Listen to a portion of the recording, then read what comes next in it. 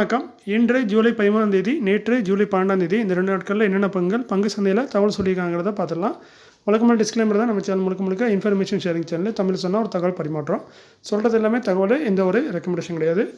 சில தவறுகள், அதாவது காப்பி மிஸ்டேக், டைப்பிங் பண்ணும்போது மிஸ்டேக், இந்த மாதிரி சில மிஸ்டேக்கில் இருக்க வாய்ப்பு இருக்குது. ஸோ கண்டிப்பாக கிராஸ் வெரிஃபை பண்ணுறது ரொம்ப நல்லது.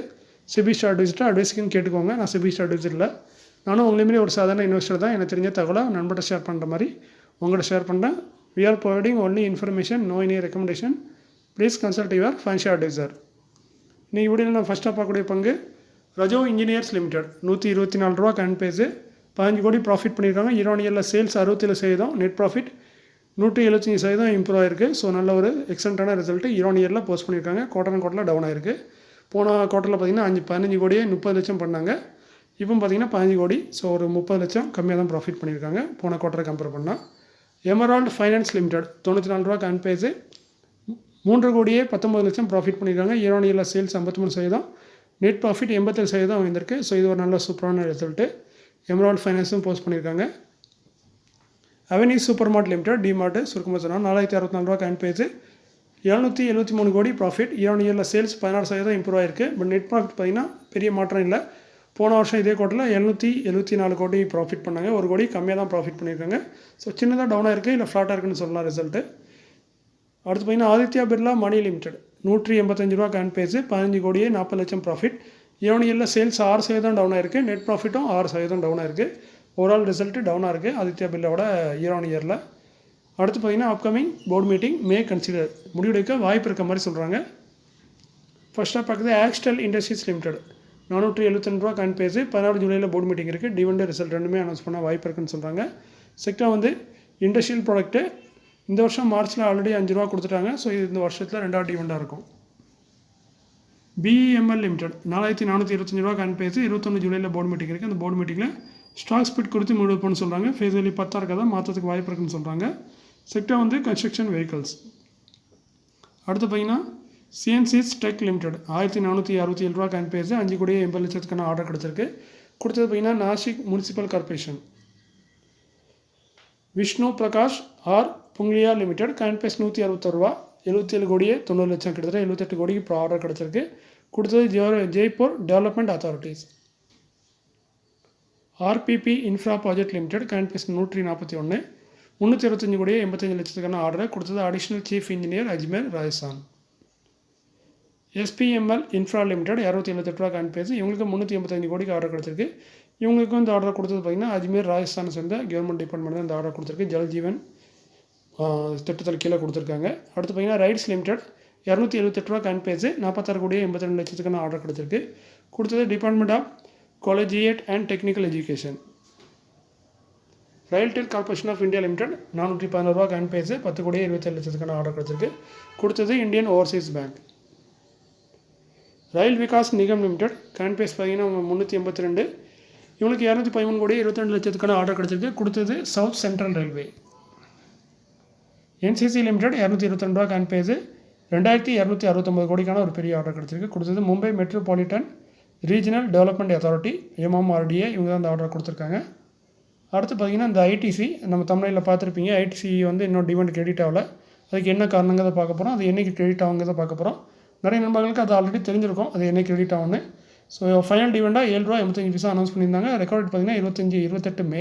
ஸோ ஆல்ரெடி முடிஞ்சு 2 மாதத்துக்கு மேலே ஆகுது. இன்னமும் டிவிடெண்ட் தரல, அக்கௌண்ட்டில் வரல. அது நிறைய நண்பர்கள் நிறைய வீடியோ சேனலில் நானும் பார்ப்பேன். அதில் பார்த்தீங்கன்னா கமெண்டில் அதான் கேட்குறாங்க, ஐடிசி டிவிடெண்ட் வந்துட்டாங்கிறது தான். ஸோ அதுக்கு பதில் பார்த்தீங்கன்னா அவங்க சொன்ன கணக்குப்படி பார்த்தீங்கன்னா 28 ஜூலைலேருந்து 31 ஜூலை இந்த 3 நாட்களுக்குள்ளே அவங்க அக்கௌண்ட்டில் கிரெடிட் பண்ணிடுவோங்கிற மாதிரி சொல்லியிருக்காங்க. இது மாதிரியே சொன்னதான் கம்பெனி. இப்போ நிறைய நண்பர்கள் கேட்டுருக்காங்க இன்னும் வரல அப்படின்ட்டு. அதுமாதிரி இதில் இன்னொரு காரணமும் இருக்குது. மே 28ஆம் தேதி ரெக்கார்ட் டேட் முடிஞ்சுது. ஸோ ஆக்சுவலி பார்த்திங்கன்னா மே 28, ஜூன் 28க்குள்ளேயாவது பேமெண்ட் போட்டுருக்கணும், 1 மாதத்துக்குள்ளே. இப்போ ஆல்மோஸ்ட் ஜூலை 28 இல்லை, இது ஜூலை 28 அப்புறம் தான் பேமெண்ட்டில் போடுறாங்கிறாங்க. கிட்டத்தட்ட 2 மாதம் ஆகுது. எதுக்கு இவ்வளோ காலதாமதம் பண்ணி இந்த பேமெண்ட் பண்ணுறாங்கன்னு பார்த்தீங்கன்னா அதுக்கு ஒரு சிம்பிளாக அடுத்து நெக்ஸ்ட் ஸ்லைடில் சொல்ல போகிறேன்.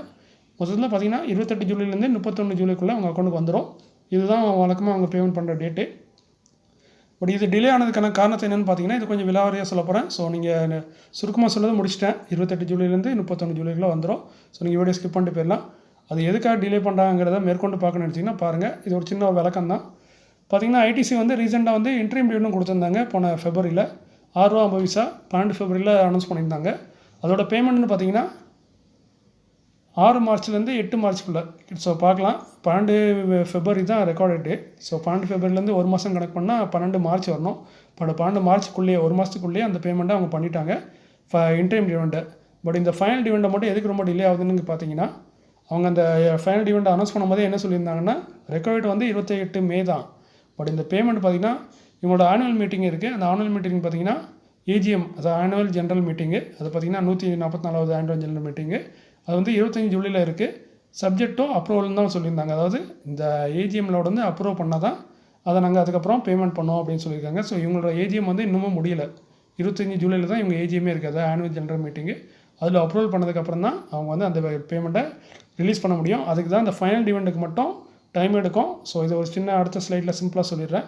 ஸோ இன்ட்ரீம் டிவிடெண்ட் பார்த்தீங்கன்னா போர்ட் ஆஃப் டைரக்டர் வந்து டிசைட் பண்ணி கொடுக்குறது. ஸோ அவங்க டிசைட் பண்ணிட்டாங்கன்னா அதை கொடுத்துடலாம். அந்த ரெக்கார்ட் டேட் சொல்லுவாங்க, அது வந்து ஒரு மாதத்துக்குள்ளே பெரும்பாலும் கொடுத்துட்றாங்க. சில நேரத்தில் கொஞ்சம் டிலே ஆகலாம், பட் ஒரு மாதத்துக்குள்ளே வந்துடும். பட் ஃபைனல் டிவிடெண்ட் ஒரு கம்பெனி அனௌன்ஸ் பண்ணுறாங்க அப்படின்னா அவங்க வந்து ஏஜிஎம்மில் ஷேர் ஹோல்டர்ஸ் அப்ரூவல் வாங்கிட்டு தான் அதை டிஸ்ட்ரிபியூட் பண்ண முடியும். ஸோ அதுக்கு வந்து காலதாமதம் ஆக தான் செய்யும். அவங்க ஏஜிஎம் என்னைக்கு முடியுதோ அதுலேருந்து பார்த்திங்கன்னா ஒரு மாதத்துக்குள்ளே கொடுத்துருவாங்க. ஸோ மோஸ்ட்லி ஏஜிஎம் முடிஞ்சு 2 நாளில் ஒரு வாரத்துலேயே கொடுத்துருவாங்க. ஸோ ஃபைனல் டிவிடெண்டுக்கு மட்டும் அந்த கண்டிஷன் அப்ளிகேபிளாக இருக்குது. அதுதான் அவங்களோட இது. அதில் நீங்கள் பார்க்கலாம், final dividend declared by the board of directors but requires share holder approval at the annual general meeting. So இது வந்து ஒரு கண்டிஷனு, செபியோட கண்டிஷனு. ஸோ அதனால தான் பார்த்தீங்கன்னா எப்போவுமே பார்த்தீங்கன்னா ஃபைனல் டிவிடெண்ட் மட்டும் உங்கள் அக்கௌண்ட்டில் கிரெடிட் ஆகிறதுக்கு ரொம்ப டைம் எடுக்கும். இதே அவங்க ஏஜிஎம் வந்து சீக்கிரமாக வச்சுருந்தாங்கன்னா சீக்கிரமாக முடிச்சுட்டு கொடுத்துருவாங்க. பட் இங்கே ஐடிசியோட ஏஜிஎம், அதாவது ஆனுவல் ஜென்ரல் மீட்டிங் பார்த்திங்கன்னா 25 ஜூலையில் தான் இருக்குது. ஸோ அது முடிஞ்சதுக்கப்புறம் அதில் அப்ரூவல் வாங்கிட்டு தான் அவங்க கொடுப்பாங்க. ஸோ மோஸ்ட்லி ஒரு கம்பெனி அனௌன்ஸ் பண்ண டிவிடெண்ட் வந்து பெரும்பாலும் கொடுத்துருவாங்க, பட் டிலே ஆகும். பட் அந்த ஃபைனல் டிவிடெண்ட் மட்டும் ஒரு ஏஜிஎம்க்கு அப்புறம் தான் கிடைக்கும். அந்த ஏஜிஎம் வந்து ஒரு மாதம் கூட ஆகலாம், 2 மாதம் கூட ஆகலாம். அவங்க ஏஜிஎம்மில் அப்ரூவல் பண்ணதுக்கப்புறம் தான் உங்கள் அக்கௌண்ட்டில் கிரெடிட் பண்ணுவாங்க. அதனால தான் இவ்வளோ டைம் எடுக்குது. ஸோ இன்ட்ரீம் டிவிடெண்ட் குயிக்காக வந்துடும் உங்கள் அக்கௌண்ட்டுக்கு. பட் ஏஜிஎம் வந்து ஃபைனல் டிவிடெண்ட் வந்து ஏஜிஎம்மில் அப்ரூவல் ஆனதுக்கப்புறம் தான் வரும். ஸோ இன்ட்ரீம் டிவிடெண்ட்டுக்கு அப்ரூவல் தேவையில்லை, பட் ஃபைனல் டிவிடெண்ட்டுக்கு அப்ரூவல் வேணும், அந்த ஷேர் ஹோல்டர்ஸ் அப்ரூவல் வேணும், அது ஏஜிஎம்மோட அப்ரூவல் வேணும். ஸோ அதனால தான் டிலே ஆகிட்டுருக்கு. ஸோ இது ஒரு சின்ன ஒரு தகவல் தான், பட் உங்களுக்கு பயனுள்ளதாக இருக்கும். மேற்கொண்டு நீங்கள் இப்போ வேறு ஏதாவது ஸ்டாக்கில் இதே மாதிரி டிலே ஆச்சுன்னா நீங்கள் அந்த கேள்வி கேட்க மாட்டீங்க, எதுக்கு டிலே ஆகிட்டுருக்கு அப்படின்ட்டு. ஏன்னா இது உங்களுக்கு தெரிஞ்சிருந்தால் நீங்கள் இந்த கேள்வியே கேட்க மாட்டீங்க. பெரும்பாலும் இன்னும் டிவிடெண்ட் வரலன்னு கேட்குறவங்க வந்து புது ஷேர் ஹோல்டர்ஸ் தான் இருப்பீங்க. வழக்கமாக பழைய ஷேர் ஹோல்டர்லாம் பெரும்பாலும் இந்த கேள்வி கேட்க மாட்டீங்க. பட் நானும் வந்த ஷேர் மார்க்கெட்டில் வந்த புதுசில் ஷேர் மார்க்கெட்லேருந்து டிவிடெண்ட் வந்துச்சான்னு அப்பப்போ செக் பண்ணிகிட்டே இருந்தேன். கடந்த இப்போ ஒரு 3-4 வருஷமாக பார்த்தீங்கன்னா அதெல்லாம் பண்ணதுக்கு டைமும் இல்லை, பண்ணதுக்கு நம்ம மனசும் தோணலை. வருதா இல்லையானு கூட தெரியல. ஆனால் எல்லாம் 100% வந்துடும். பட் நான் செக் பண்ணுறதே கிடையாது எந்த ஸ்டாக்கோட டிவிடெண்ட் வருது போகுதுங்கிறத. பட் ஆரம்ப காலத்தில் நானும் செக் பண்ணியிருக்கேன். ஸோ நீங்களும் செக் பண்ணுங்கள். ஆரம்பத்தில் வருதுன்னா அதுக்கப்புறம் ரெகுலராக அவங்க கரெக்டாக கொடுத்துருவாங்க. இருந்தாலும் இந்த ஏஜிஎம்க்கு மட்டும், இந்த ஃபைனல் டிவிடெண்ட்க்கு மட்டும் கொஞ்சம் டைம் எடுக்கும். ஸோ இது தெரிஞ்சுக்கிட்டிங்கன்னா மேற்கொண்டு இந்த கேள்வி நீங்கள் கேட்க மாட்டீங்க, எதுக்கு இவ்வளோ டைம் எடுக்குன்னு. ஸோ இதுதான் கரெக்டாக சொல்லணும்னு நினச்சேன், சொல்லியிருக்கேன். இது உங்களுக்கு பயனுள்ளதாக இருக்குமா இல்லைன்னு தெரியல, இருந்தால் மகிழ்ச்சி. மீண்டும் ஒரு நல்ல காலையில் திரும்ப உங்களை சந்திக்கிறேன். இன்றைக்கி வீடியோவில் பெருசாக நியூஸ் இல்லை, அதனால தான் இந்த ஐடிசியோட நியூஸ் எடுத்திருக்கேன். கொஞ்சமாவது வீடியோ போடலான்ட்டு, ஏதோ ஒரு கருத்தை சொல்லலான்னு. ஸோ இதே போல் கருத்து அப்பப்போ முடிஞ்சால் நான் சொல்கிறேன், உங்களுக்கு பயனுள்ளதாக இருக்கும்னு நம்புகிறேன். வழக்கம் போல் தான் திரும்ப ஒரு நல்ல காலையில் உங்களை சந்திக்கிறேன். இப்படிக்கு உங்களில் ஒருவன். நன்றி, வணக்கம்.